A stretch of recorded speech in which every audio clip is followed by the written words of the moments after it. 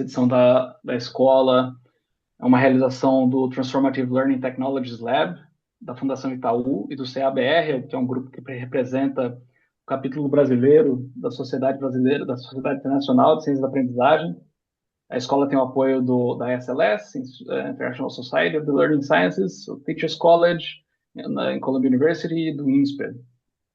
Então, hoje a gente está aqui, no nosso encontro de hoje, nós teremos uma Masterclass com a doutora Cris Gutierrez, que é Carol Liu, Professor of Education na Universidade da Califórnia, em Berkeley.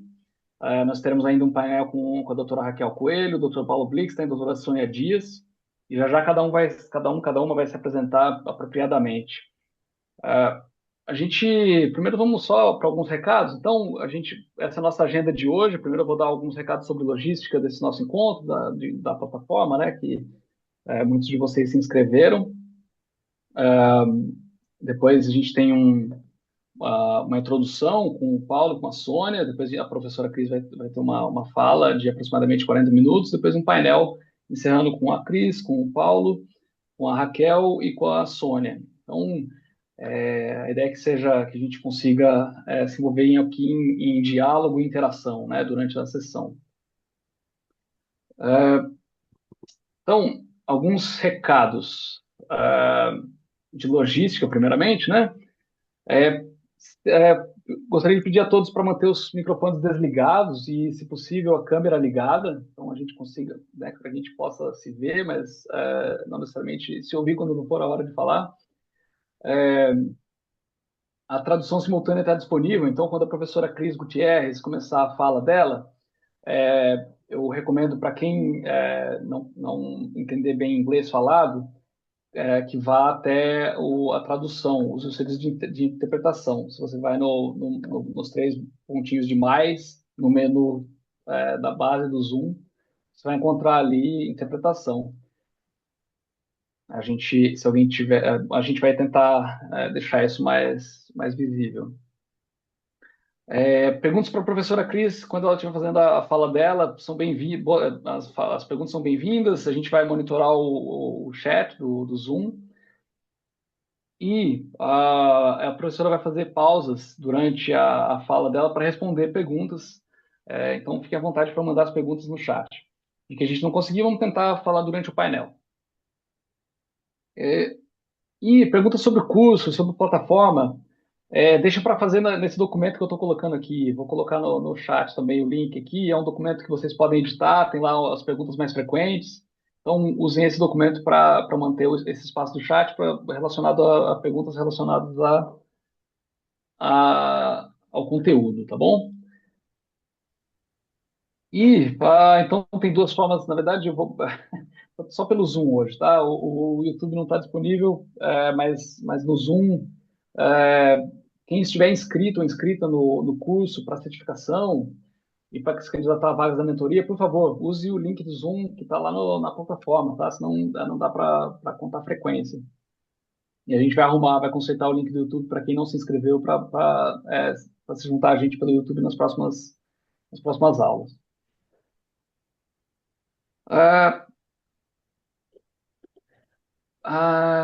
Tá, é a tradução simultânea, Cássia passou as informações no chat, né?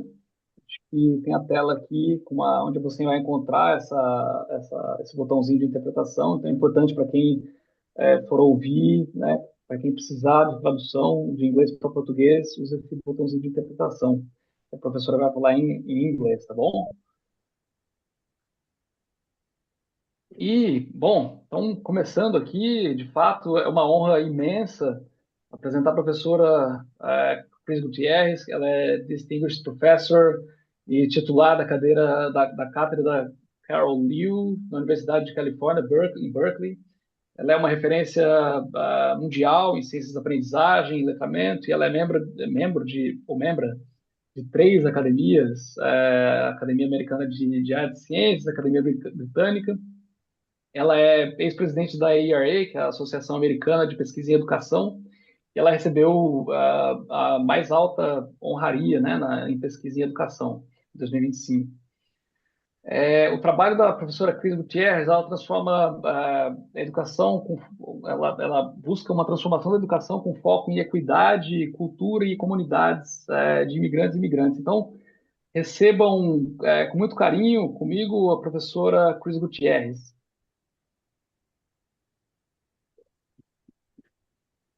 Thank you. Professora, Chris, I'm gonna stop sharing my screen and Yes. you Now can go to start share. sharing yours.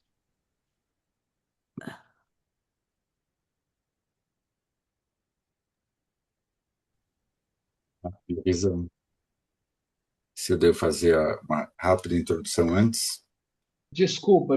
Sim, sorry, Chris. I forgot to have Paulo and Sonia speak. I'm so sorry. They have a short introduction. I'm so sorry. Paulo, should I take my screen off or is that okay? It's fine. You can leave it. It's a great screen for to get started. Yeah, no, I'm just going to talk 5 minutes, just introducing the field a little bit, and then we'll go right into your talk. Okay, so I guess I should speak in Portuguese, right? Renato. Chris will get the translation. Sim, desculpa. Yeah. Ok. Bom, eu vou realmente ser bem rápido, porque a nossa convidada da noite, Chris Gutierrez, eu não sei se vocês conhecem, mas talvez você não saiba o quão ilustre ela é. Ela é, de fato, uma das pessoas mais importantes da pesquisa educacional, das ciências da aprendizagem no mundo, e uma das mais importantes, influentes e celebradas intelectuais da educação, e também orientadora de doutorado da minha esposa, que também é uma grande honra para a gente ter tido a Chris como parte dessa trajetória. Mas antes de vocês entrarem na palestra da Chris Gutierrez, eu queria falar um pouco sobre esse evento e sobre as ciências da aprendizagem.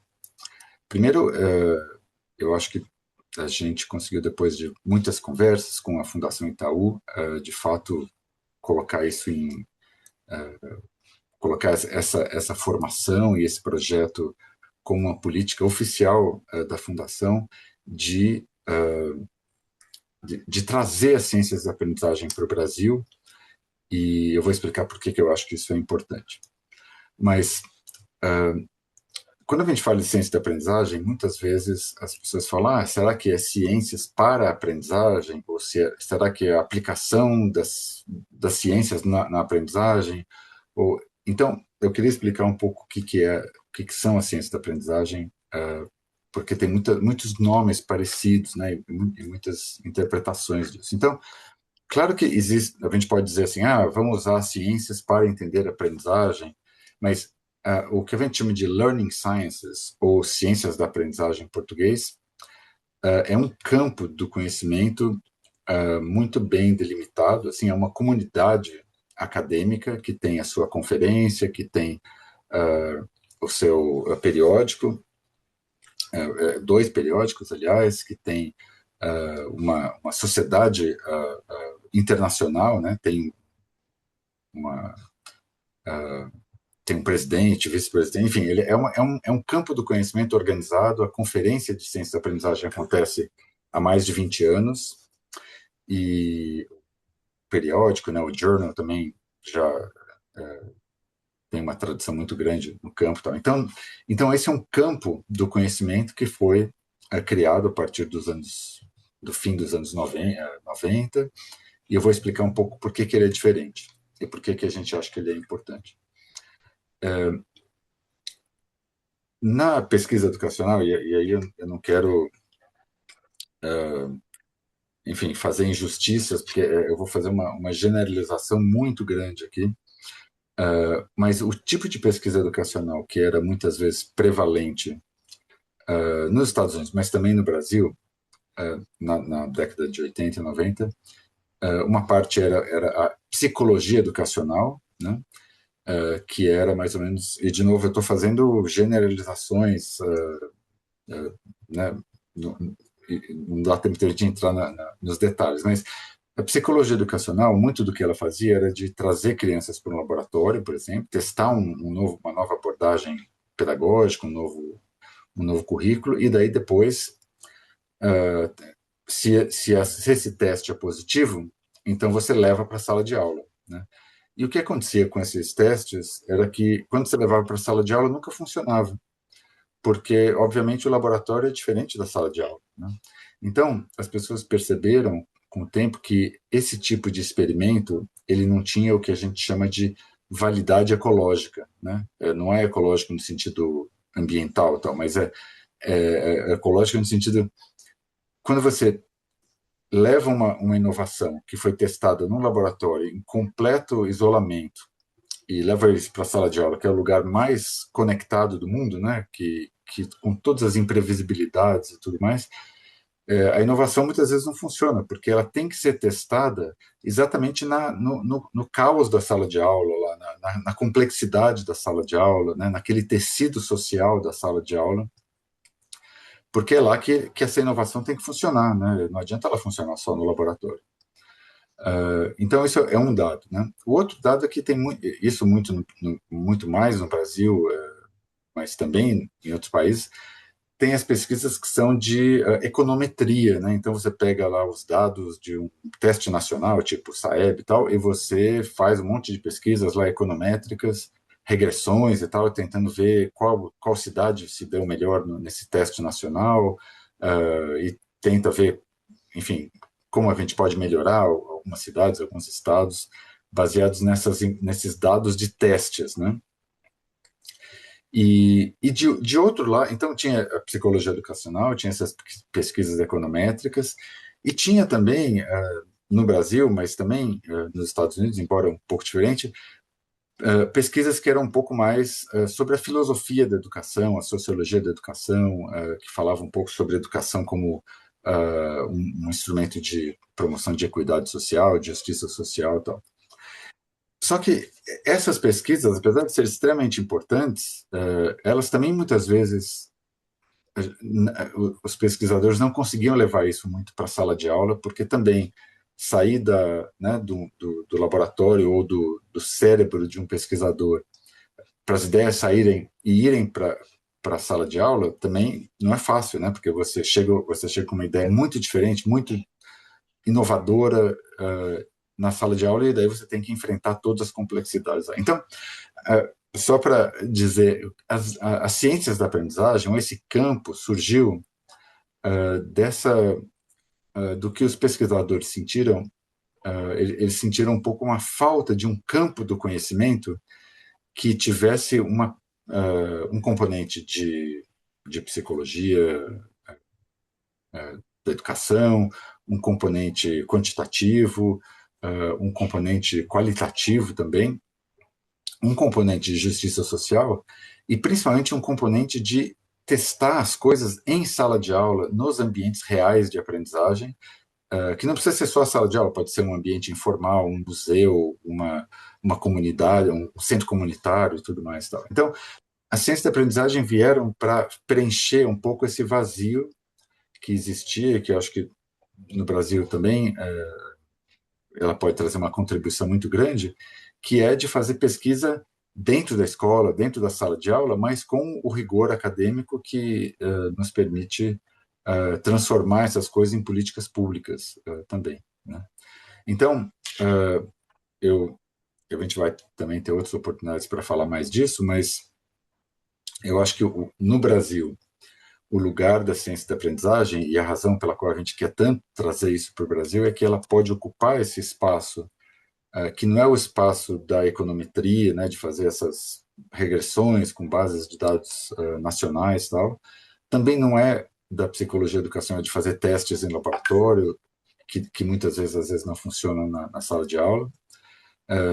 Também não é só a parte da sociologia, da filosofia da educação, mas é um meio de campo de tudo isso que resulta em currículos, que resulta em em planos de aula, que resulta em novas formas de avaliação, que resulta em novas ideias para como organizar a sala de aula, como organizar o currículo, como promover educação com equidade, como promover justiça social na sala de aula. Então, eu acho que pode ser um campo muito, muito valioso até para reoxigenar, reenergizar todos nós aqui que queremos fazer pesquisa educacional com rigor e muitas vezes sentimos falta de alguns recursos metodológicos, de algumas novas lentes para olhar a sala de aula, para olhar o que acontece na escola e tudo mais. Então, como vocês vão aprender nessas semanas todas, a ciência da aprendizagem tem um componente muito importante de equidade, de justiça social, que com certeza a Chris, que é uma das grandes líderes do campo nesse aspecto, vai falar. Tem uma parte também mais de ciência cognitiva, de learning analytics, né, que é de usar métodos computacionais. Tem muito de teacher education, né, ou seja, de educação, de desenvolvimento profissional de professores, de pesquisa com professores, de o que se chama de co-design, que é desenhar currículos junto com professores. Tem um método que é muito importante na ciência da aprendizagem, que é a pesquisa baseada em design, né, que muitos de vocês devem conhecer. Então, a ciência da aprendizagem tem essa, não sei se existe essa palavra, essa ecleticidade, assim, de trazer diferentes métodos, trazer diferentes abordagens, com a vantagem, e daí eu volto bem ao começo do que eu falei, e daí eu já vou terminando a minha fala, de ter um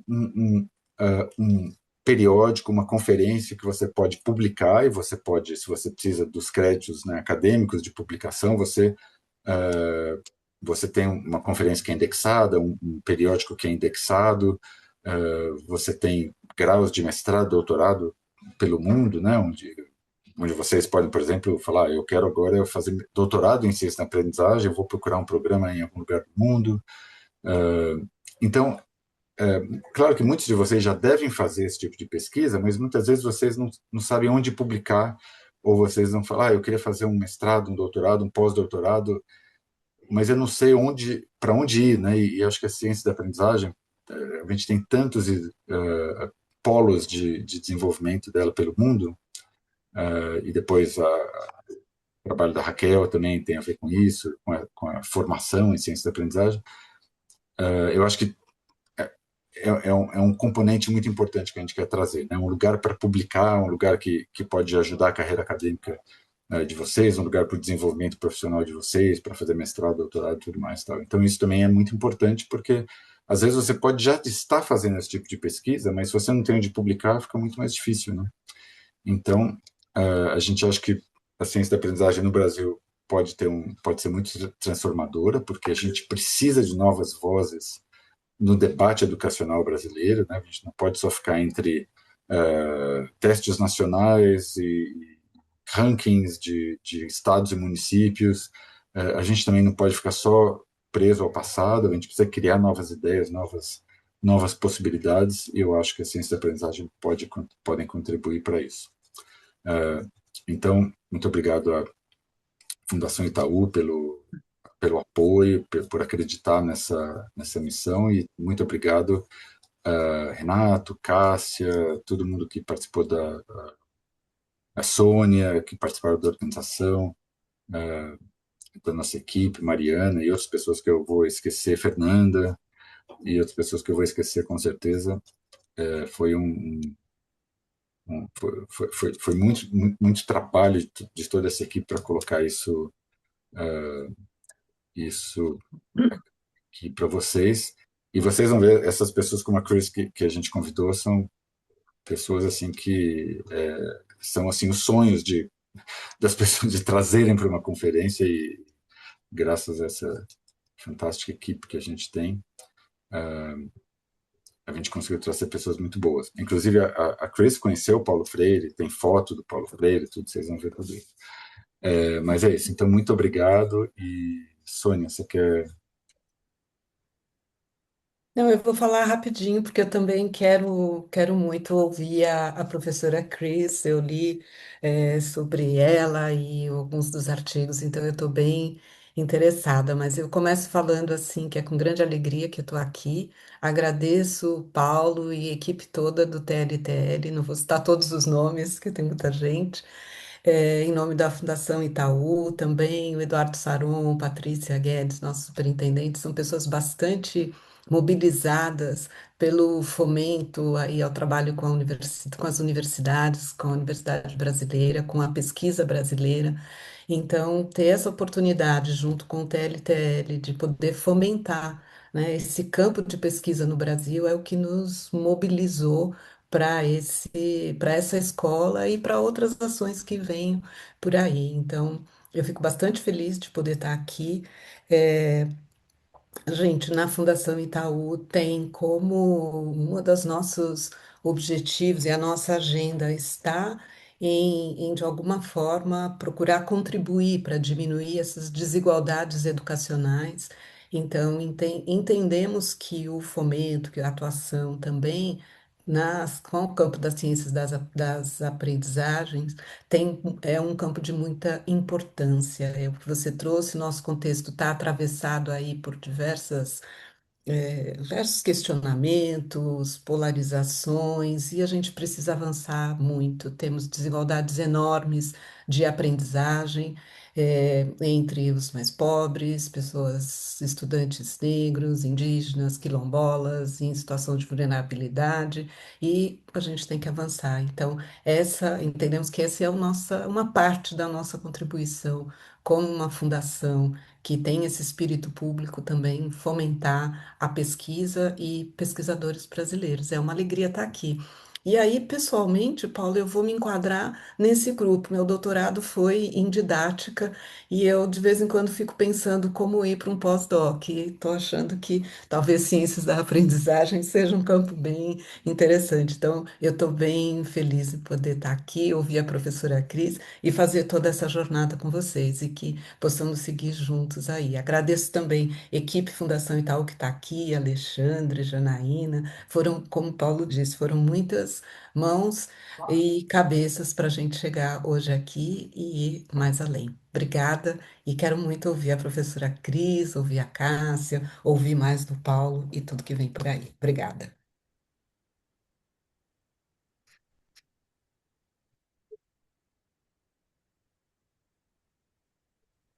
Should I start? Yes. Yes, please. I introduced you in the wrong time, but I think you're already introduced. So go ahead, please. Yeah, you said, Thanks. um, thank you first for inviting me again.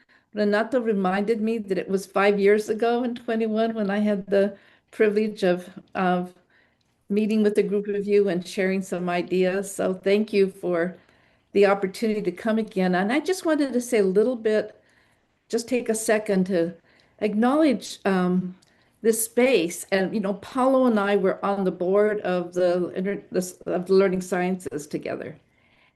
And I can tell you that he pushed relentlessly for this space, for the importance of recognizing the global South, as he would always say, to bringing learning sciences to vastly different kinds of communities.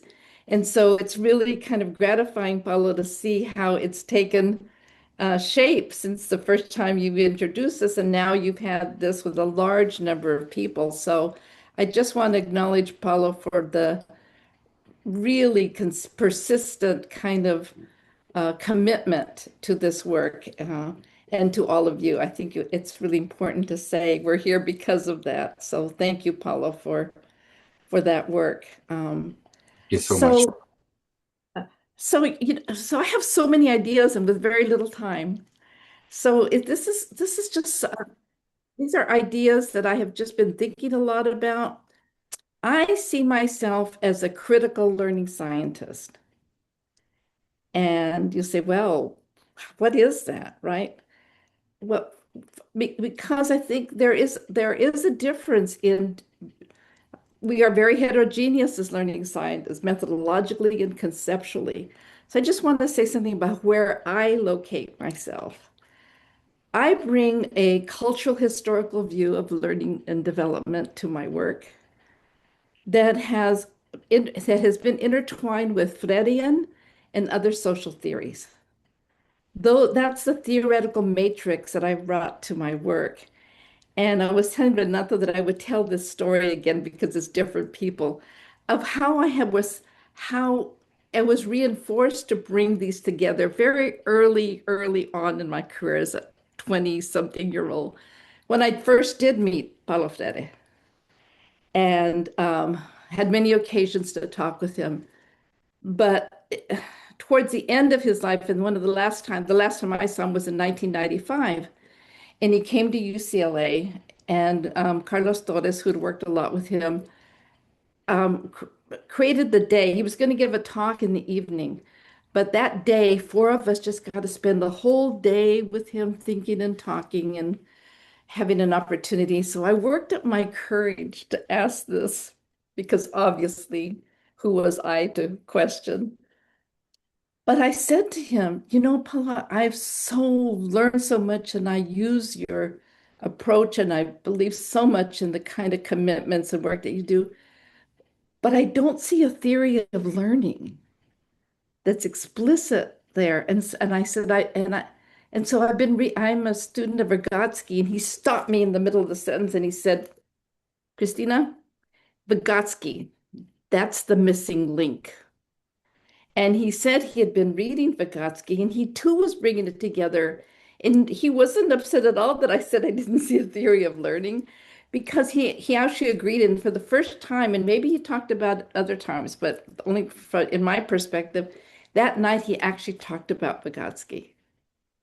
Because there's not surprising, so many kind of commitments, right? Cultural historical has its origins, obviously, in a Marxist tradition. And so for decades, I have been bringing those theories together because if you study a cultural historical, you'll see that only kind of in the US and other places do we separate teaching and learning as like two different things. But yet, if you really study a cultural historical view, and actually in Russian, which I don't know, but I know the study of it, you don't have two words. They're so closely tied together, teaching and learning, right? Like praxis, right? And so I love that view, so that we don't continue the dichotomy of privileging research and then over here is practice. And we see them as so mutually constitutive, to use a term that I'm really interested in right now. They're so mutually constitutive. So that's really the kind of orientation that I bring to my work. For decades now, I have been co-designing environments where all youth can be smart, particularly immigrant, multilingual, working class youth, my own background, and certainly my interest. And I've really always taken a very proleptic or future-oriented approach. And there's this wonderful saying, I think it was a Russian scholar, Leonti, who said, oh, you Americans are so concerned with who the child is instead of who the child can become. And I think I have tried to make my work about who the child can become, right? Which inherently addresses inequality, right? And those issues about who the child can become. Our work has been oriented for youth to become not just proficient in math, science, literacy, but for youth to become historical actors. And by that, I mean, as historical actors, you become designers of your own futures, right? So the goal in my work with A meta do meu trabalho, com todos os meus colegas anteriores, meus alunos, que nos reunimos para fazer trabalho coletivo, está comprometido com fazer e desenvolver. Right? And necessarily these historical actors have developed tools like what I call social critical literacies and other kinds of literacies, that help them mediate the kinds of things that they're having to confront. So I hope that gives you maybe some context for how I see my work. It is always partnership. In the US, there's all kinds of partnerships. There's a lot of money in what we call research practice partnerships. And I become very, very cynical about that work because my orienting question is the community better off with us having been there, right? Is the community better off? And so I think that we should have questions about who's benefiting from this work. And one of my, again, my critique of a lot of this partnership work is that, I mean, I know I'm going to get publications from it and get awards, etc. But that should not be the focus of our work. It should be, we should be always answering the question, who benefits from the kind of work that we do? So that's the kind of orientation that I have really kind of anchored in my work. And so I have been designing environments, again, for decades that are privileging the development of historical actors. And two of them, when I was a professor at UCLA, was Las Redes, which means networks. Las Redes was an after-school STEM-oriented kind of project that brought UCLA students who would, which I'll show you in a minute, who were engaged in a range of activities to work in joint activity with youth. And these were largely Mexican immigrant youth because it was a port of entry district near the airport where the school was. And this became just, and I'll show you just this robust environment that lasted 15 years, lasted until I left UCLA. At the same time, on your right here, I just have co-designed this program for students from migrant farm worker backgrounds who are in the US among the most vulnerable populations in the US. They have, compared to 73 years, they have a projected expectancy rate of living of 47 years. On every measure that you have, migrant families are struggling the most economically, et cetera, in terms of health. So for 15 years as well, I had these parallel programs in which we brought youth, high school youth from migrant farmer backgrounds to UCLA and engaged them in the most rigorous kind of learning. And we learned so much from studying these environments. How were we able to sustain them for so long? Why did they have so much meaning for the people that were there? And why did they support consequential learning that actually changed the trajectories of life for the youth that participated in these? It changed their trajectories, right? And one of the things is we developed what I will talk about today in part, a relational infrastructure that I think is so missing in partnered work. It's like we forget we're dealing with humans with a really, really important mission. So these ecologies themselves were really successful, but they became even more successful and sustainable for some particular reasons. So I've been really wanting to study this because usually we think of the kinds of projects that we do and we look at them in pieces instead of understanding that these environments, these designs are mutually constitutive. They constitute one another. So I want to take a minute to explain this one and then get you into why I think this is so important. We weren't designing just an after-school program or a migrant program, but what happened was this is why the notions of mutual constitution and learning as movement are so fundamental to me in design and in learning. We designed an environment where people, by design, moved across an ecology, and with each move, deepened their understanding of theory and of practice and brought them together. So just very quickly, the UCLA students would participate with the children at Las Redes. They would write cognitive ethnographies that would document their learning. The instructional team would also go to Las Redes, but they were studying theories of learning sciences and social theory.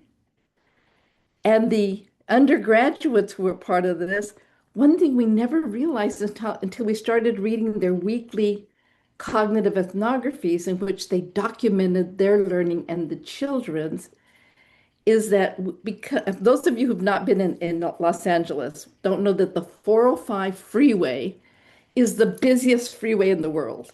It's a crazy freeway. And the UCLA students we would tell them to carpool, one, because they didn't have money, but two, for safety, right? And for a lot of reasons to travel together. So the UCLA students would get in cars together to drive from UCLA to the elementary school down the 405. It took so long that in the car, it turned out that it became a mobile learning car. They were learning, they turned it into a classroom. They would write about their theory. They would talk about their theories. They would talk about the kids. They would talk about practice.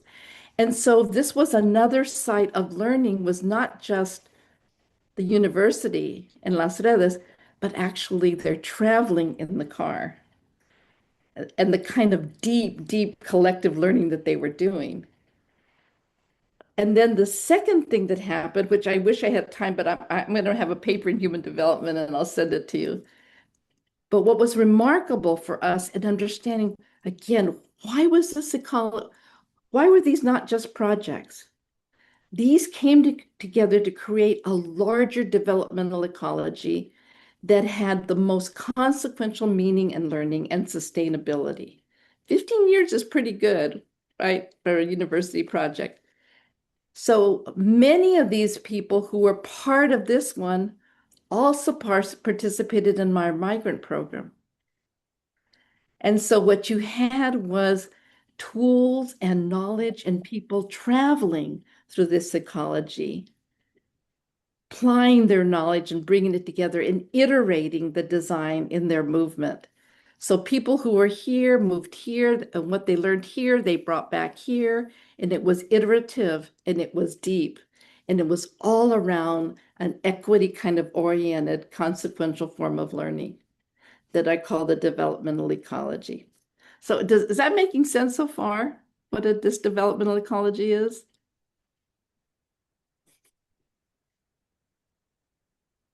Any nods? Yes. Can you see the thumbs up, Chris? There's So they're crying. what's key here are these are the big ideas. It's rethinking what ecology means, rethinking what context means, rethinking learning as a singular process, and understanding that learning is mutually constituted across time and space. I mean, that alone would be revolutionary because we take a test, which is an isolated moment, right? We say mutual constitution is just absolutely central to understanding human development. So I take this notion of mutual constitution, this notion of these ecologies have to be meaningful to people. You have to create this relational infrastructure. So it's taking the work of Bowker and Starr in the US, who help us understand that infrastructure is not just material. And we focus in our designs, in our classrooms, in these spaces on the material notion of infrastructure, when in fact, infrastructure is profoundly relational. So pushing back on just that notion, schools spend a lot of money and time on material infrastructure, important for sure. very little attention to building a sustainable relational infrastructure, which is what human learning and activity is all about, right? Learning is profoundly relational. That's at the core of learning, right? So we're making it important to the kind of work we're doing. It forces us to look at everyday practices, and it forces us to look at people not in just one setting, but across settings to understand the repertoires that people develop across their everyday life. So you can see how we're pushing on deficit notions that we have about people, their practices, and their learning. It has implications for methods and for design, and certainly for pedagogy. So this work I call social design-based experiments. This is how these are the way I design my participatory approach. And I intentionally use the word experiment to reclaim experiment from the traditional understanding of what experimental is, right? Experiment was literally to examine an assumption, right? To examine it closely. So I wanted to recapture the notion of experiment and was really committed to, because of the goal of my work, to particular kinds of design principles. So very quickly, in the short time I have, these were the design principles that orient what it means to do a social design-based experiment in collaboration with partners. It pays attention to history, the history of people, the history of communities, the history of practices, the history of ideas. Historicity is just fundamental to understanding the ecology that you are a part of and the ecology that you want to develop. So historicity, fundamental. I've mentioned already prolepsis. This one's really important because I see social design-based experiment as a utopian methodology. And utopian, not in the sense that I know the future, but I'm designing for moving horizons of possibility. And so being future-oriented is so important in this work. It allows me to both address the here and now, the material needs of people, because people, the communities with whom I work have vast needs. So I'm responsive to the here and now, but I want to design for learning in the present for the future, right? So I use history as a resource that I bring into the present to help me understand the present and to also design for the future. So I think those are really important kind of commitments and designs that we have in the work. Clearly, diversity is central, but I bring an ecological a notion of diversity. And those of you who are scientists know this better than I. But you know, the minute an ecology loses its diversity, it can't thrive. An ecology must have diversity to be robust and be sustained. So I think this is a much richer way of thinking about diversity than just saying, demographics of people. That's included, but it's broader than that. Also, equity is central, but I like to think of equity has become to mean almost nothing. It means everything. People use equity for everything. So I really prefer the notion of world making, because that's a verb. I want to turn everything into a verb, and which really connects to my notion of future orientation. It focuses on re-mediation, which actually Paulo helped me learn a long time ago, and Vygotsky. So especially with the kinds of youth with whom I work, and I suspect many of you, our response is to put them in remedial programs that are both insulting intellectually to them and don't recognize their repertoires nor their possibilities. So I ban all remedial stuff in my work when I was an administrator. Re-mediation is different. It shifts the focus. Remedial focuses on fixing the individual. Re-mediation means to mediate again. It means on fixing the system, fixing the functional system. And that's a really important shift I'm not going to be fixing people. I'm not going to take a pathological view of people. I'm going to look at the system and see how the system is not functioning to address it. So hyphen mediation is really important. I'm interested in transformation, an ecological form of resilience, and for sustainability. And when I worked with lots of people doing partner stuff, they don't really focus on sustainability. And this is really meaningful to me. I come from a little mining town, copper mining town in Arizona in the US. And like a lot of the cities in the US that were industrial, as soon as the factory, the steel factory and the mines closed, the cities collapse. They're ghost towns. They are no longer there, or they're the poorest parts of the country. And that's because we don't design for sustainability. What needs to happen? What needs to be in place so that communities and institutions can respond to the disturbances that happen, right? Disturbances of all kinds. So I'm really interested in sustainability, which means I'm there for the long haul. And I think we owe it to communities not to just come in and out, but to be there for decades working with them. So sustainability is really important. But I really recently revised it to add one more, and that was the relational infrastructure. I think it's really important. And the reason it's so important for me is that I hear a lot of language about reciprocity and respect, trust. I don't like trust because it needs to be a verb. It doesn't mean anything to me. I want to see action.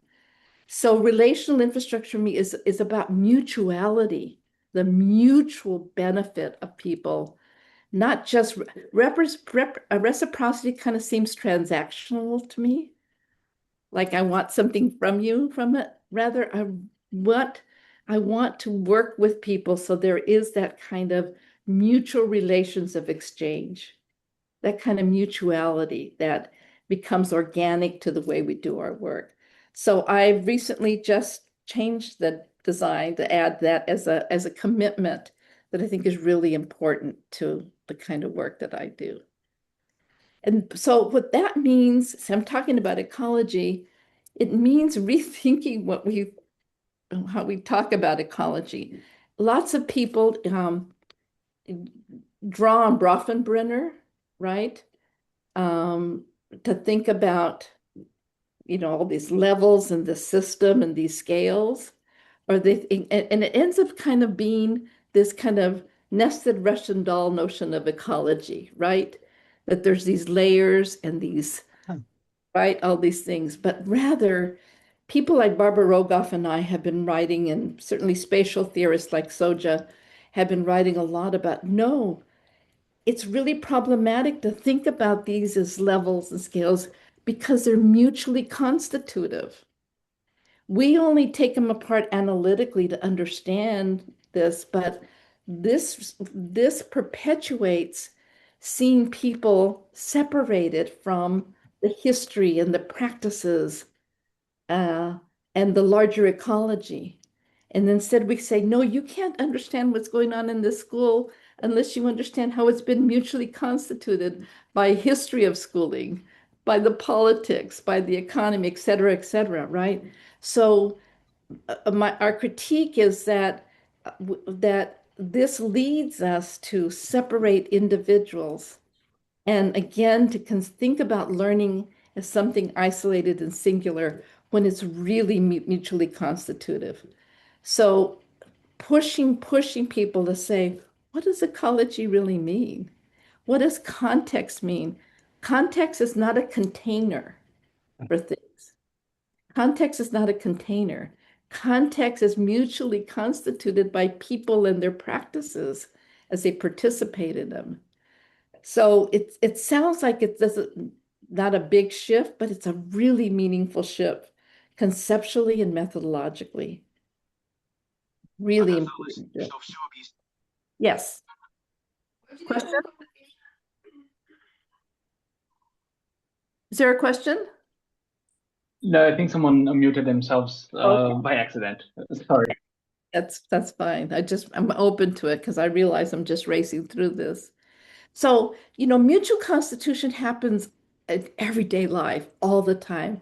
And I wanted to show you one of my very, very short favorite examples of an embodied notion of mutual constitution that comes from the Castells in northern Spain. I spend a lot of summers in Spain, in Barcelona, and I love it.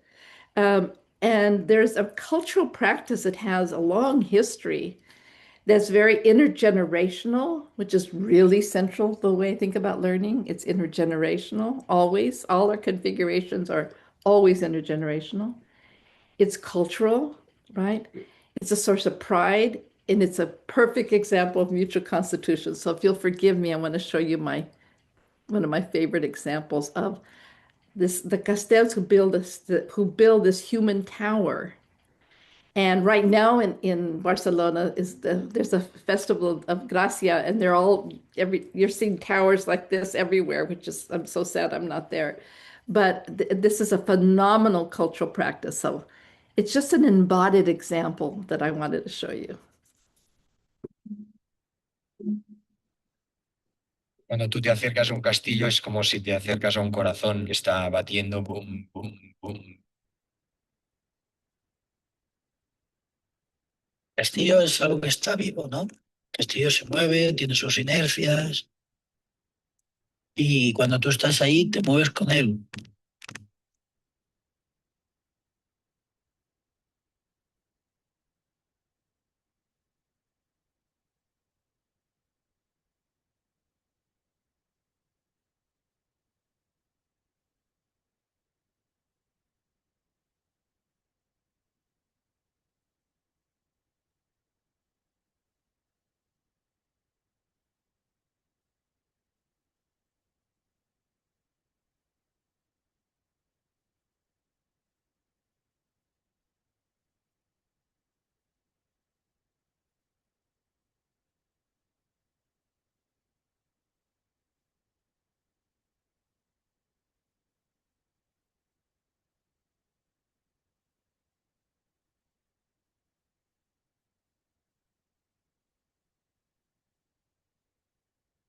At the end, when they finish the child, right?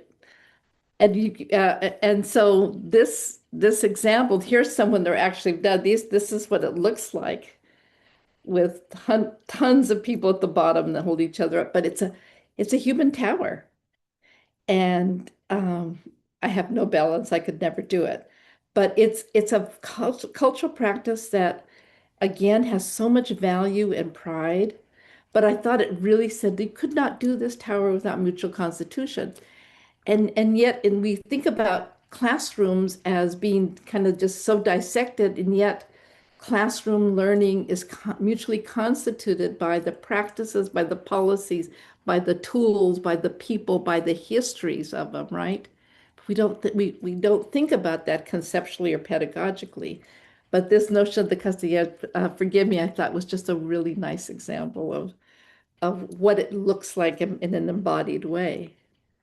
But related to that, we have not really thought about movement as being part of learning and design. And yet, one of the tragedies of education is that we make judgments and proclamations about youth based on our observations of them in one setting, in a classroom, on a test, et cetera, when their life repertoires are developed as they move in and across the practices of everyday life.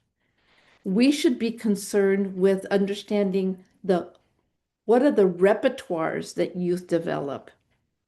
And that means I've got to know the practices in which they're involved. My dear mentor, a very well-known educator in the US that's now gone, Louis Moll, who wrote about funds of knowledge, said, I can't know what people's culture is by just looking at them. I have to know how people live culturally. And the way you know how people live culturally is to understand the everyday practices of which they're a part. And that tells me so much more about what they know and what they can do. I'm very frustrated if they say, oh, Paulo can't do math. Well, that doesn't tell me very much. What does tell me a lot is, what is Paulo's history of involvement with math? What's his history of involvement with math, right? At home, in the corner, across his everyday life. That's going to tell me what his repertoires are. And that tells me pedagogically what I can leverage, right? What I can bring in into learning into the classroom. So this learning of movement is, it's for me has been such an important concept of opening what constitutes learning, what constitutes human learning activity, and how I study it. This famous scene from the Shubayu in Tokyo, for me, just captures kind of the whole concept of learning and movement. You can imagine, if you can, think about people moving, and people move with their cultural backpacks on them, don't they? They have their cultural backpacks, and that backpack gets revised and iterated as they move across spaces. And then they can, if supported, they can leverage those tools in that backpack that they've developed across their movement in everyday life. We never, again, when we design pedagogy, when we design our studies, we rarely think about the dynamic notion of movement in people's learning. So we've actually studied this. When we studied, we had a MacArthur grant that I just loved, and we were studying the new media practices of Latino families. And what we did is we followed children from our after-school club, El Pueblo Mágico, and we followed them back into the home and back. So, because we were interested in documenting what practices and tools and sensibilities travel across these environments. So you could see that the kid learned this in the after school, but then he did it at home and revised it, and his siblings got it, and it came. So that to me was really documenting not only his learning, but the consequences of what we were doing. And one of the things we learned, like in these homes, because these were, low income, working class homes, they only had one phone. They only had one computer. So these weren't individual activities, they were shared. So we followed not just people, but we followed tools. Where did the phone go? Where did the computer go? What were people doing? This was so enlightening to help us understand the real ingenuity and the brilliance of the practices of these families that you wouldn't get if you were studying it in a very different way. So it has lots of implications, paying attention to movement. And this one I just happen to like a lot. It's really helped me understand, again, the way my designs have to keep, and my pedagogies in classrooms, how they keep getting iterated, how important this is, how I really get to fully understand people's experiences as they're participating in classes and our after-school programs and all the initiatives. Seeing it in this much more ecological way has deepened my understanding of learning, for sure, of learning and human development. It has deepened my understanding of how tools and practices travel when people have opportunities to travel and to leverage these in different spaces. It's helped me understand the kinds of supports that are needed to make sure this is sustained, because again, sustainability is important. So I'm just in closing, I wanted to share with you just why these, and unless you've been there, I now have hundreds and hundreds of people who have been part of these, why these have become so meaningful, but meaningful spaces for people. They're still in touch with us 20 years later, and how they really develop praxis, these were undergraduates, and how they learned to bring theory and practice together was just beautiful. So here one student says, learning should be considered a social practice. It is something that delivers healing and wholeness to both students and to ourselves, quoting bell hooks, the theorist. Education also transforms us as well. I was healed and transformed during my time in this course and at Las Redes. Another student said, for me, it's about valuing the significance of the small actions, the quiet moments, and the intentional questions that we do every day that lead to the teachable moments that create a space for social change that we all seek to have in the lives of our students, families, and friends. Someone said, I also learned that learning is happening all the time. This course site allowed me to begin to see theory and practice. It is both liberating and scary to learn, and I can't see the rest of it. One important lesson is that must be learned is of the rope that binds theory and practice. Isn't that beautiful? The rope that binds theory and practice. And then this last one you can hear.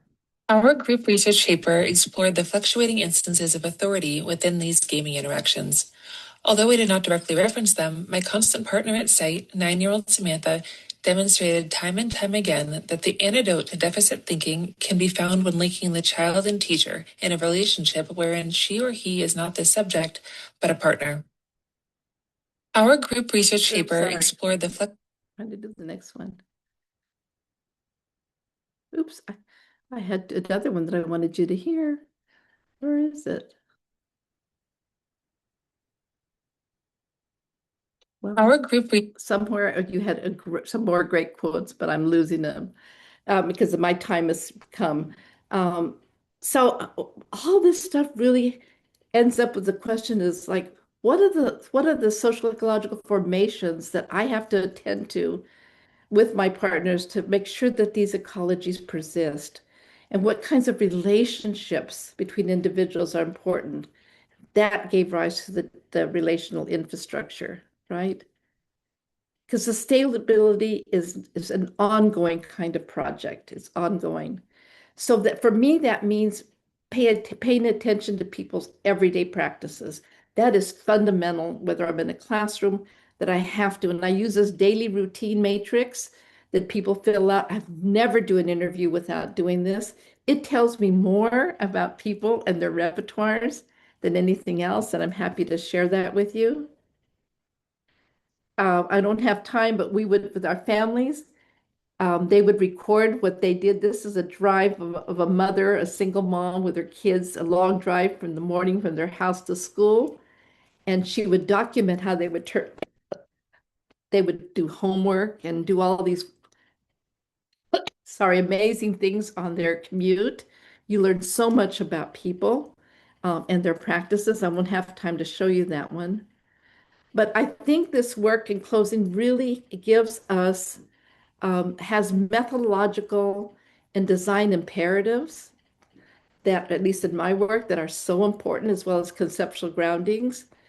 For me, it's fundamental to focus on co-designing the relational infrastructure where mutuality, as I've already said, is important. We developed equity indices together that tell us the health and well-being of the project and of the people throughout the partnership. We do multi-sided inquiry. We don't just look at practices in one setting, but we look across the ecology. So like we say, Shidi Masugi and I say, we're ethnographers of movement, not ethnographers of stillness. We want to capture movement, and that's the kind of ethnography we do. We focus on everyday practices, and we design for sustainability in world making. Conceptually, as I mentioned to you, we bring this cultural, historical, Freudian, and transdisciplinary focus. But really important to me, and I wasn't joking when I said this earlier, I want to turn everything into verbs, starting with culture. People don't understand what culture is, and they equate it with race and ethnicity. And instead, go back to what Louis Moll said, we don't know culture unless we study people's lives culturally. So let's make culture a verb. Let's make infrastructure, right? Infrastructuring. When you turn things into verbs, you get them out of their static state, and you try to capture the dynamic and iterative notion of the way people actually live and the way I think we should design. So I've gone over my time, so I'm not going to go further, but I'm going to stop there and hope I've given you some food for thought as you design your classrooms or your next design.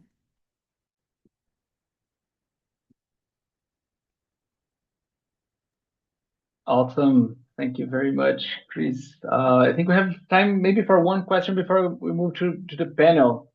I think we have the opportunity to have some great conversations with Paulo, Sonia, and Raquel too. And I think we have a question in the chat. It's in Spanish, I think. Claudia, do you wanna quickly unmute yourself and ask, or you want us to read? Chris, maybe you can read in the chat too and answer. Yo voy a hablar en español porque me gusta. Okay. Porque yo prefiero. Saludos, profesora Gutiérrez. Entiendo que la ciencia Professor del Gutierrez, I understand aprendizaje that the lo ha learning. pasado a Do you los speak Spanish? profesores de habla hispana. Yeah, Because- go ahead and translate just in case I miss it. Okay, all right. América Latina, Latin America that speaks Spanish and Spain itself don't have a solid participation in the learning sciences. The ICLS requires articles in English. Why can we not involve more the Latin peoples who speak Spanish in the learning sciences and open a path in the ICLS to be able to have articles, at least with a summary in a second language, which would be Spanish.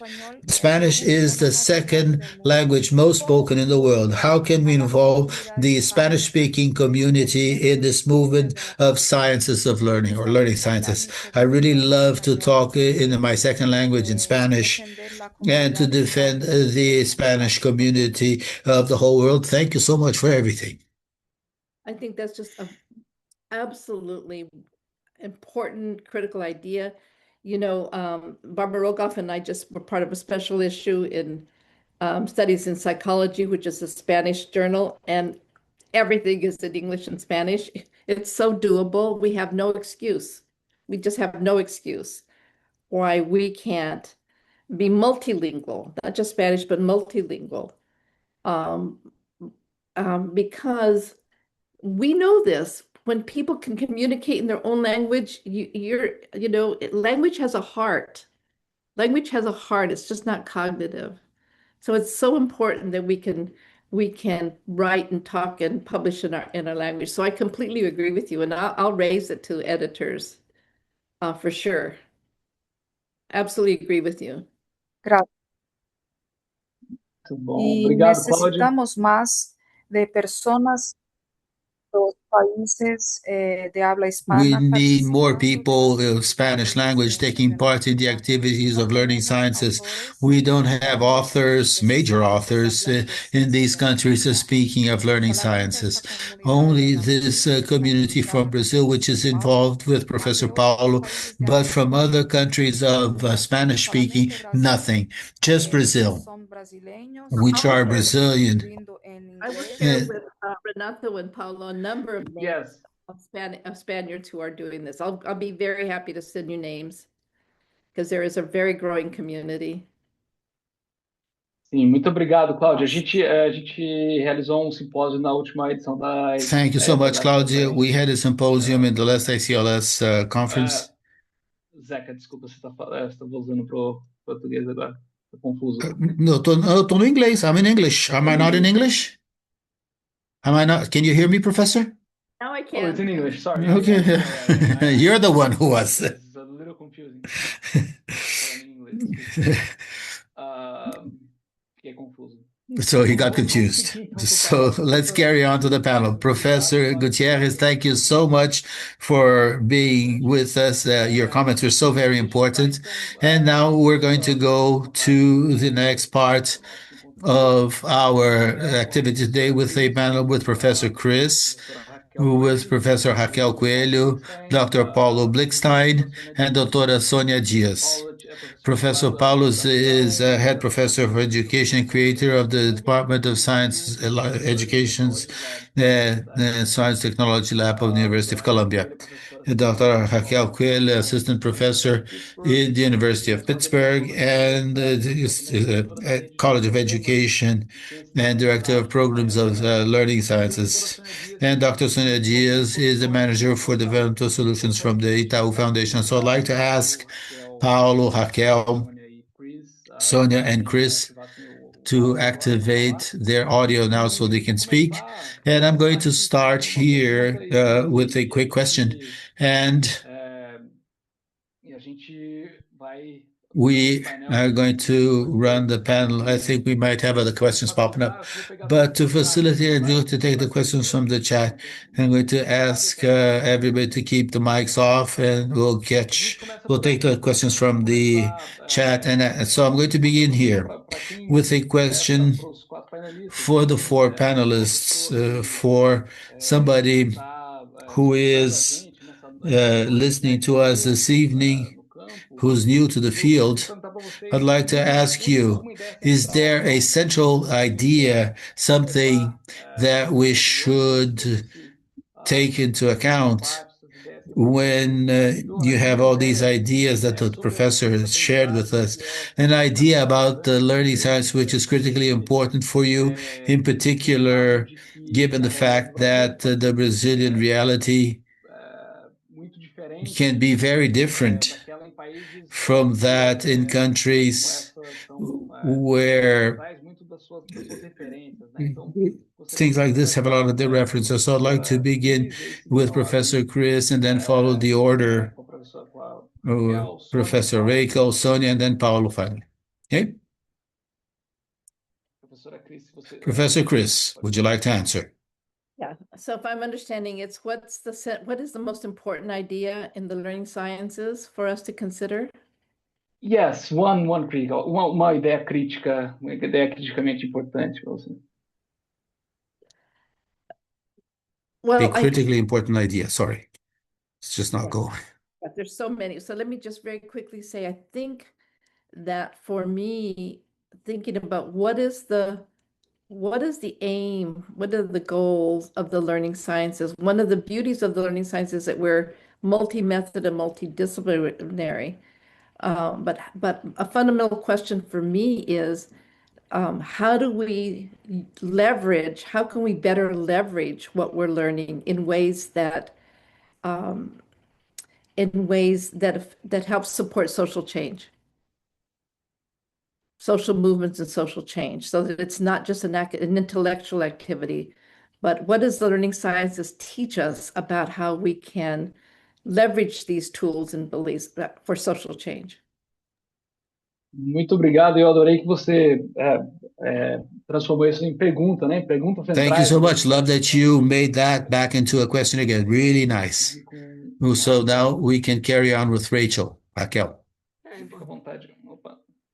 So, it's going to be very hard to answer a question right after Professor Chris Gutierrez, but I think it's interesting because you had sent this question to me, Renato, before we got here, and obviously I know the work of Professor Chris Gutierrez so very well. It's always interesting because a methodology that is very important in the science of learning, which we call the design-based research, which is design-based research, much of the structure of the teacher exactly wanted to expand the issue of design. But even so, because she brings this issue of not being just a matter of an intellectual activity, it's much more of change and participation in thinking about futures that don't even exist right now and work towards them and work with the children who are within that infrastructure.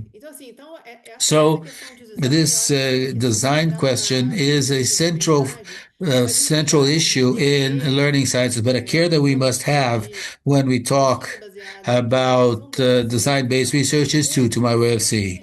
One is that not always this very limited focus in this intellectual community as if learning were simply to absorb content, and it's much more than just that.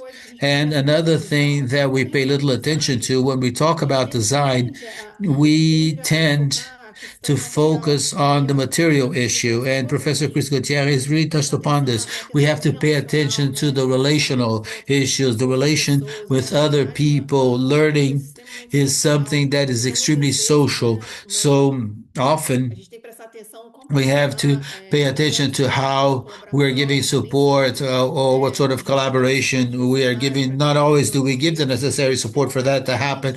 And there's a part also of resources that go into it.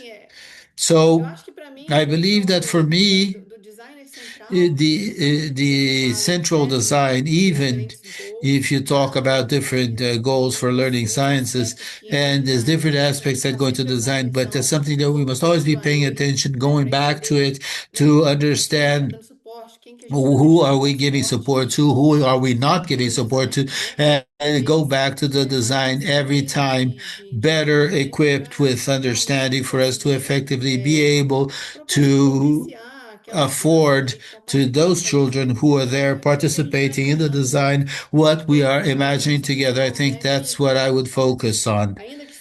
That even if we talk about design-based research and social design experiments, of always having that care for different aspects, and whenever possible, come back better.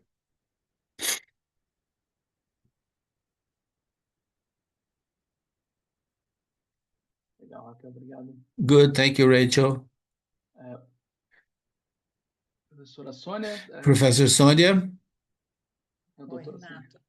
or Dr. Sônia. Assim, eu tô So bem I'm pensativa aqui, very muito thoughtful here. I think it's difficult to get one trazer alguns pontos, assim, acho que primeiro, para mim, acho que tem me chama muita atenção um aspecto que é o compromisso da pesquisa em ciências da aprendizagem com os estudantes, com a escola, com quem está envolvido. É mais do que estudar um sujeito, estudar um objeto, é estudar. Pensar em como contribuir com o contexto, é uma pesquisa aplicada, é uma interação. Então, os aspectos que ela traz sobre a interação, sobre estar junto, essa ideia da ecologia do desenvolvimento e da learning as a movement, que é essa ideia desse movimento, desse conjunto. A gente fala bastante na Fundação, estou mobilizada aqui também pelo Saron, que fala muito sobre interdependência.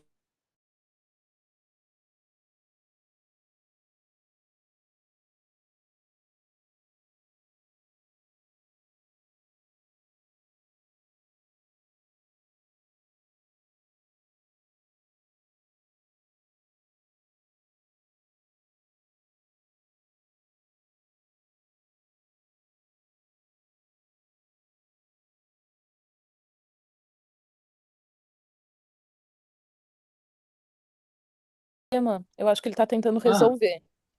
Ele ah, me comunicou aqui no privado.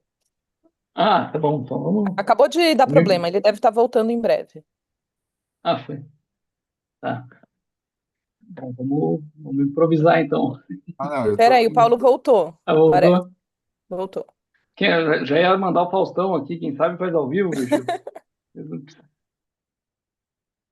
Desculpa, a minha internet falhou por uns segundos aqui.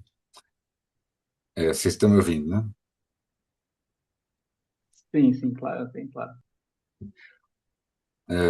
Bom, eu vou só trazer um elemento aqui claro, difícil seguir todas essas falas, mas eu acho que no contexto brasileiro e do sul global e da América Latina também,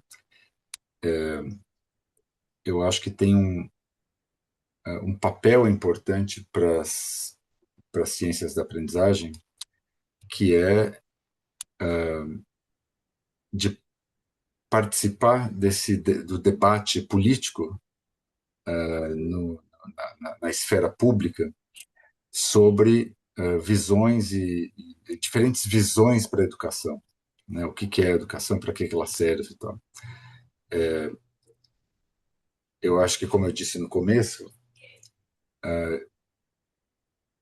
em muitos países da América Latina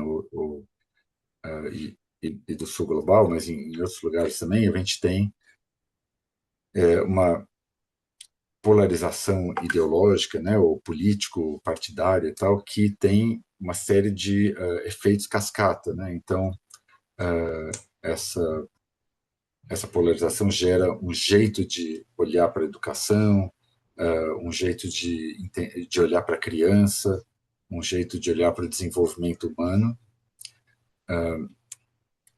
E eu acho que tem uma forma de olhar para o desenvolvimento humano que a professora Chris Gutierrez falou muito hoje, né?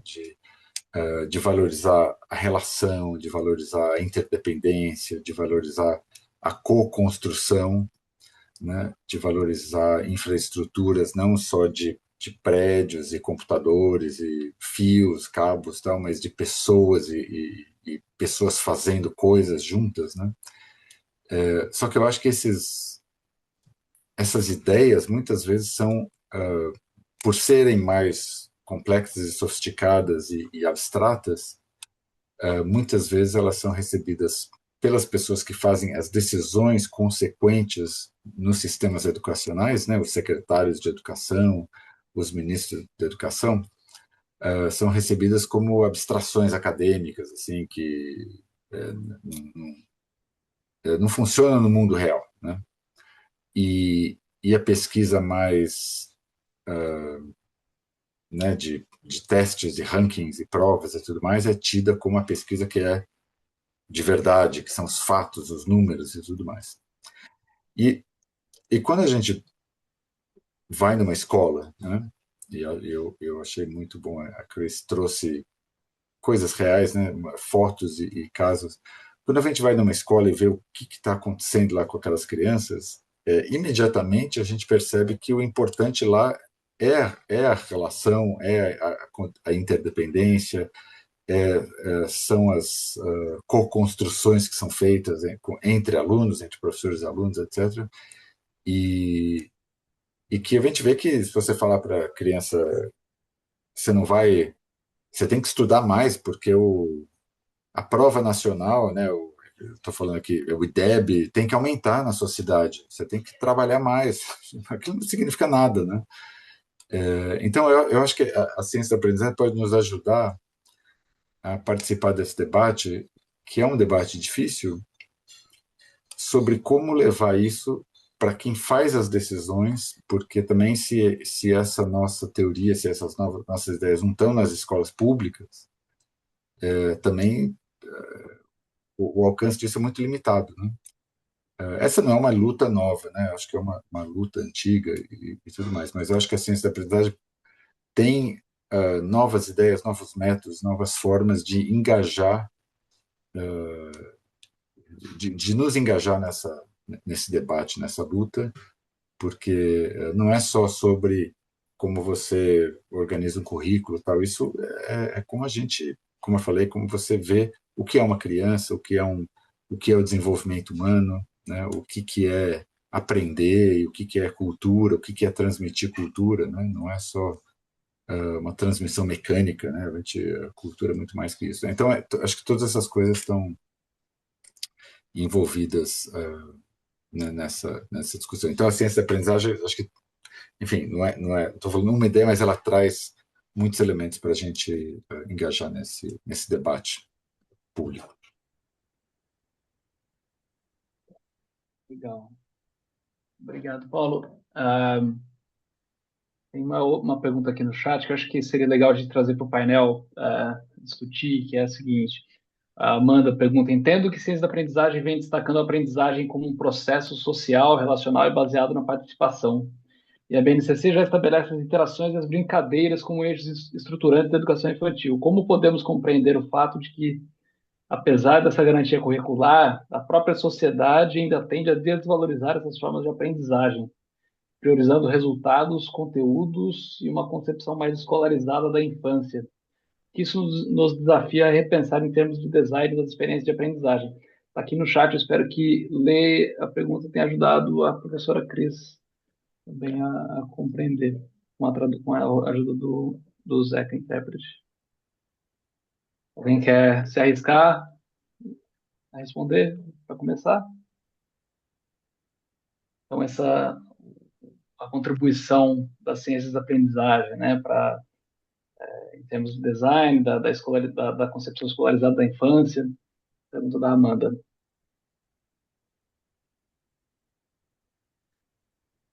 Well, I think, and you can correct me about Brazil, but certainly learning, schools have benefited from sorting people, classifying people, right? And to do that efficiently, you don't look at people's practices, you don't look at them across things, you look at tests and you look at other kinds of singular measures, because school was really not designed in industrial countries, right? They weren't designed to just generate critical thought. They use the factory model. And so sorting people, schools have always sorted people, the smart and then the not so smart. There's a history of that. And the easiest way to do that are with these more reductive notions of learning that can be measured in very, very isolated kind of in discrete ways. It just all fits together, right? The particular, what is if you think about that versus what is a democratic education, it's going to look very different, and you're going to have very different kinds of measures, right? So it supports an ideology about what the function of school should be. And if the function of school is to socialize people to particular views, then you're going to get particular kinds of apparatus there.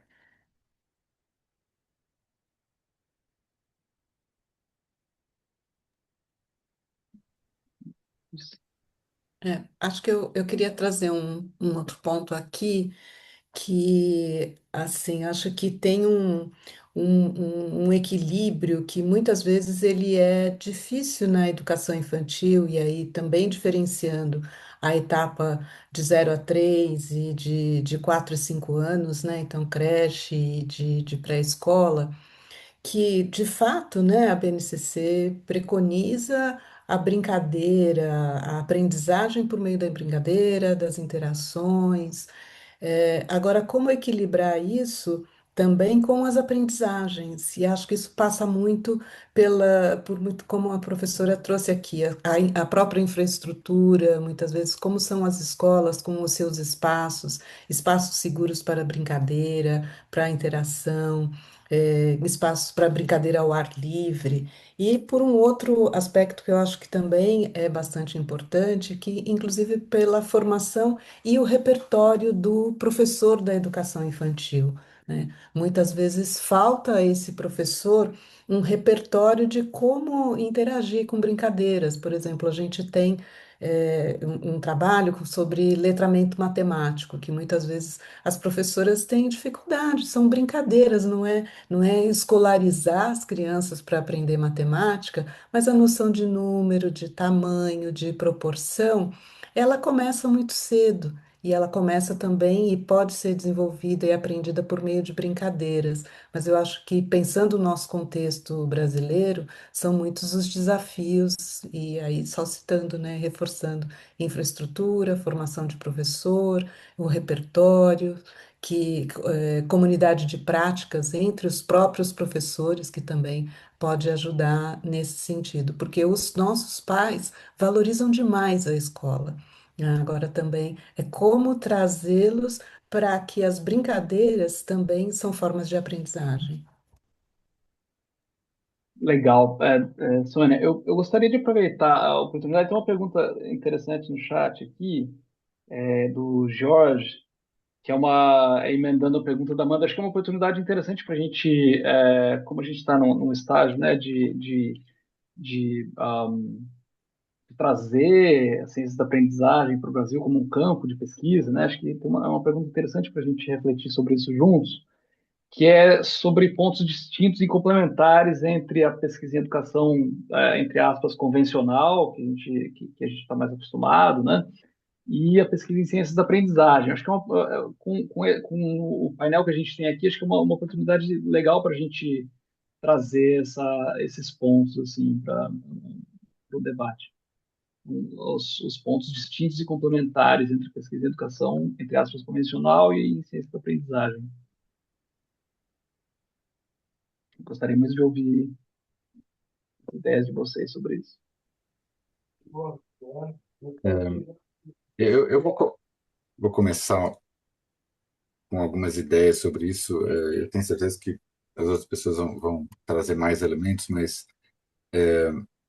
eu acho que assim, primeiro assim, eu às vezes fico um pouco incomodado quando os acadêmicos passam assim 1 ano e meio definindo tipo o que é ciência da aprendizagem. Então vão ficar 1 ano e meio fazendo debate, escrevendo 5 livros sobre a palavra ciência, a palavra aprendizagem, se é tipo, é importante definir os termos, mas não demais, né? Porque a gente tem que fazer a pesquisa em si, né?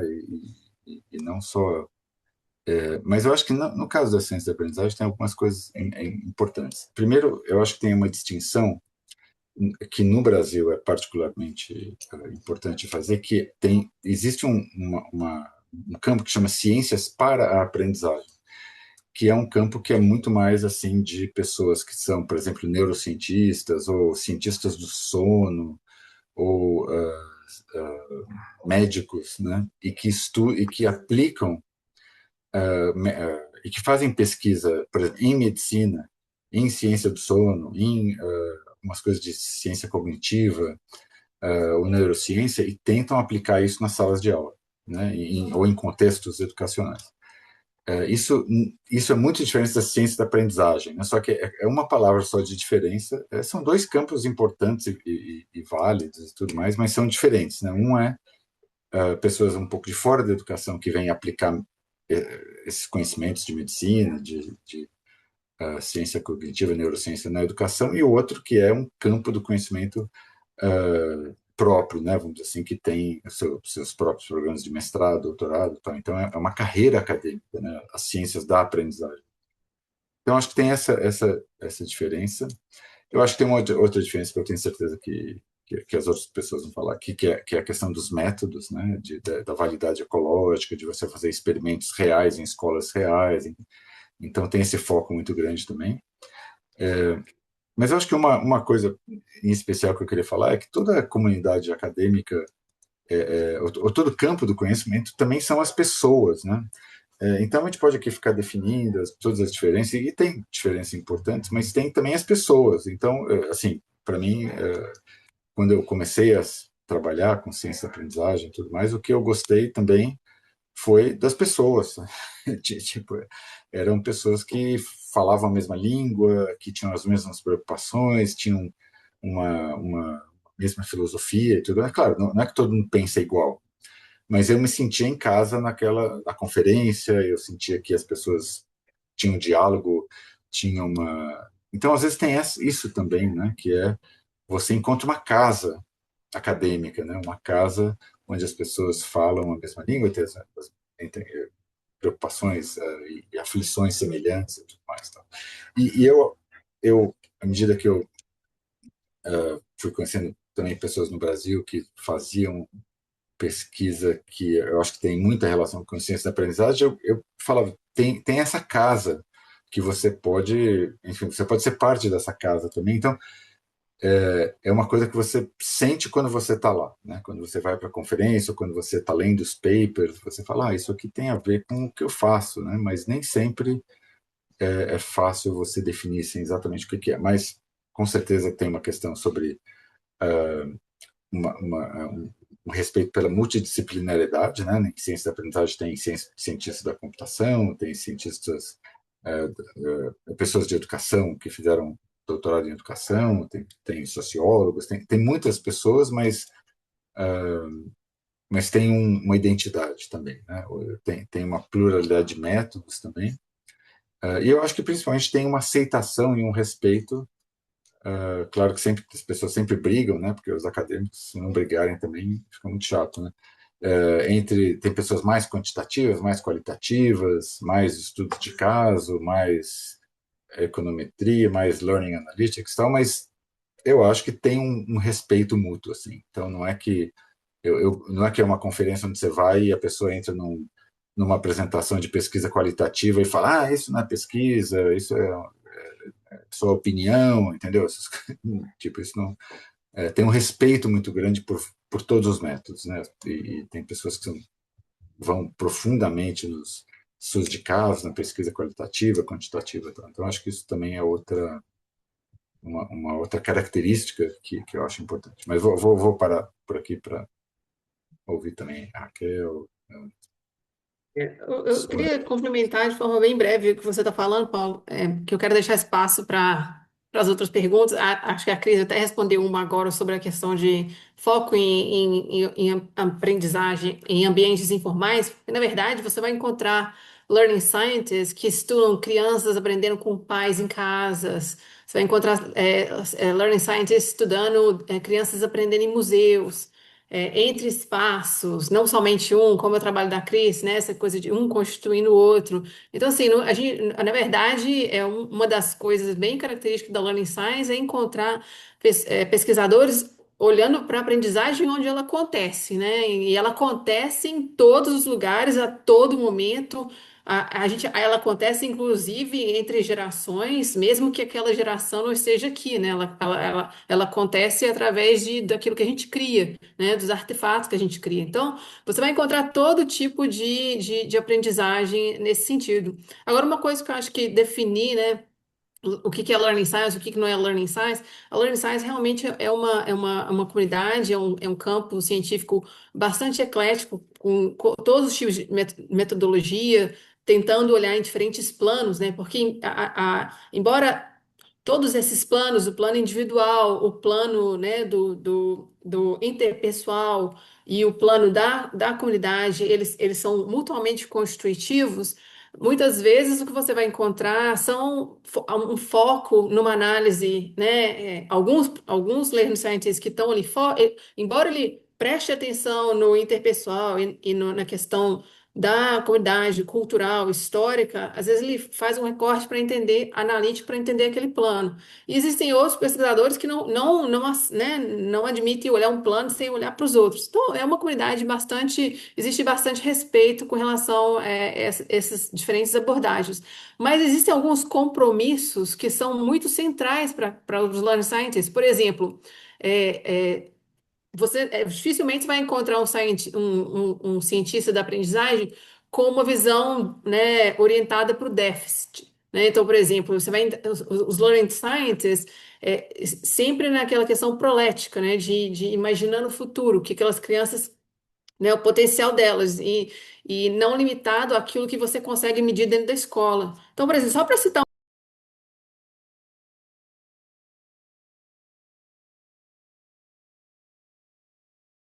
Raquel, acho que Raquel, você você ficou desligou o muda. microfone. Eu queria só, eu acho que eu parei aqui, mas o que eu queria comentar, um estudo que foi conduzido entre o grupo por brasileiros em Recife, não sei se vocês conhecem o trabalho da Terezinha Nunes, que mostra exatamente essa questão, por exemplo, da aprendizagem matemática fora da escola e como que essas crianças conseguem fazer contas, né? Muitas vezes, assim, se você der um teste para ela de matemática, ela não vai conseguir, né, tirar uma nota boa, mas você coloca para ela ali um problema que moldado naquele repertório cultural, e isso é um termo que a Cris Gutierrez usa muito, né? O repertório que ela traz de todas as práticas, né? Porque ninguém participa só de uma comunidade, né? Você está sempre participando de várias, muitas vezes você abandona um, você entra em outro, sua identidade está sempre mudando. Mas é interessantíssimo, e é um estudo assim que a maioria dos learning scientists sabem que, né, conhecem, mostrando exatamente a riqueza, né, de práticas que as pessoas têm, o que elas desenvolvem e que muitas vezes a gente não presta atenção, né? Tem sempre que olhar para a pessoa, né, como aquela constelação entre diversos ambientes que ela transita. Então, assim, o Learning Scientist, nós temos vários compromissos, né, de sempre olhar para as pessoas com essa visão mais, né, de um asset, não uma questão de déficit. E outras, muitas, mas eu não vou ficar falando muito, mas eu queria focar essa, porque ela acho que é central para muitos Learning Scientists, olhar sempre de uma forma, assim, potencial e não simplesmente aquilo que, né, você consegue medir ou aquilo que você consegue enxergar em um determinado ponto.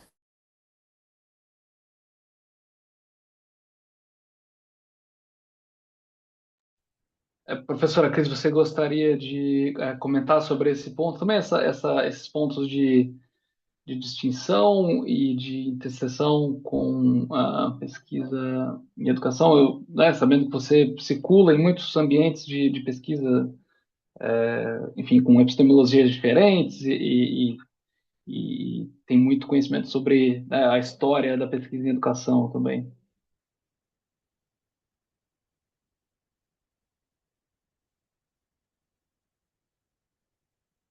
Acho que microfone, por favor. I am muted, sorry. I hope I answered this question, but think it ties to some of the comments that one of the shifts.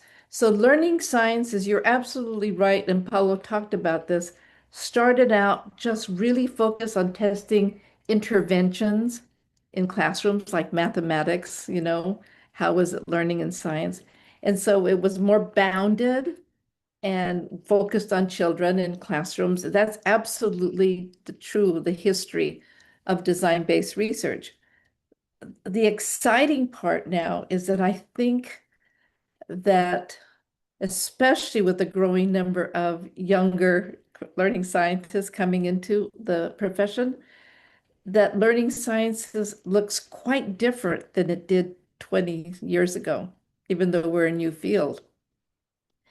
And as I put in the chat, I think that there's lots of attention to not just, we don't want to give up classrooms in schools, but again, looking much more across them, looking like I said, we look across environments.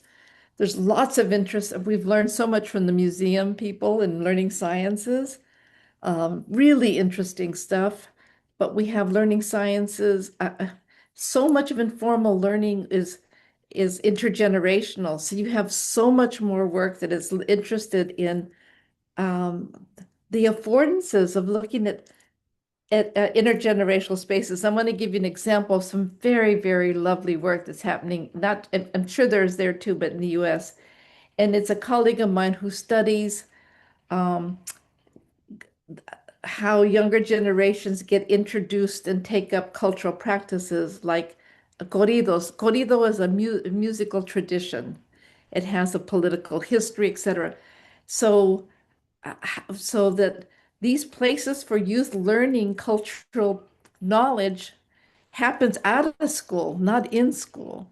And so you have these spaces where you have intergenerational people bringing in instruments and cultural practices that are brought into the community to teach the younger generation, right? Part of it is revitalizing cultural knowledge, but it turns out to be just really beautiful learning sciences too, because it's not bounded in the ways the traditional one was. You have Engström and Sannino in Finland studying social movements. So learning sciences has, I think today, does not separate the fact that learning is always profoundly not just relational, but political, right? Learning is always problematic, as Jean Lave said. And so I think you have learning sciences now not ignoring that, making those questions central. Learning is political, it is relational, it is cognitive, it's all these things. And I think that's the exciting part of learning sciences, is that we're starting to see it in this much more complex matrix than just the ways that we saw it early on. And because it's interdisciplinary, the best kind of learning scientists, I just want to say this quickly, is the kind of learning sciences of people who are working at the edges of their disciplines. And when you're at the edges of your disciplines, you should realize, I do anyway, I don't really know that. I need to work with other kinds of colleagues in other disciplines to help me better understand and do this work, right? So the more we can get the learning sciences to work at the edges of disciplines, that begs for interdisciplinarity. And you can't solve important social problems if you're not interdisciplinary and multi-method. You just can't. So that's, I think, my dream is that we continue to move in that way and push ourselves not to be comfortable in our discipline, to be comfortable in our set ways, but to keep pushing to work on those edges. Because once you get there, you realize you can't do it alone. You cannot do it alone. You need this kind of multi-voiced kind of work. Thank you so much. Chris, I see that you commented on Mariana's question in the chat already about involving teachers. Desculpa, eu vou voltar aqui tudo. Você comentou a resposta, a questão da Mariana sobre enxergar professores como parceiros, né, em um processo de pesquisa. Eu só saber se você tem algo, imagino que tenha, se você consegue, de repente, sintetizar, mas, ao mesmo tempo, expandir um pouquinho esse comentário que você deixou aqui sobre ver professores, né, sobre enxergar professores como pesquisadores e intelectuais. Gostaria de ouvir um pouco mais sobre isso, se possível. Yeah, my frustration, I love teacher education and I hate teacher education. I hate it. The part I hate is because I think they treat teachers not as the intellectuals that I think they are. Right? I see teachers in that really expansive way. So starting there, I've really come, that's why I said I really think those Las Redes thing that I showed you earlier, the kids, we had a version of that where it was teachers who were there and not just the undergraduates, right? So we brought teachers into those. They were part of their training. So, okay, so here's one of my, it's heresy when I say it in the US. I don't think teachers should go into classrooms first when they're in teacher education. I don't know how it works in Brazil, but in the US, I think it's a kiss of death because then you're just recapitulating what's already there. I think teachers should be invited into these imaginative spaces that we have, like Las Redes, like the migrant program, like your own programs, these spaces out of school in which they can learn to imagine youth learning in a very different way. As soon as you get into a classroom, it's a black box and you almost cannot imagine youth's possibilities. So I think teachers should be invited into these imaginative experiments that we have and get their apprenticeship there, because then they have the tools and they're around people that, again, are engaged in designing for the future and imagining. So I hate the way we prepare teachers. And yeah, I think there's a lot of opportunities. My good luck is that teachers really become quite engaged in design.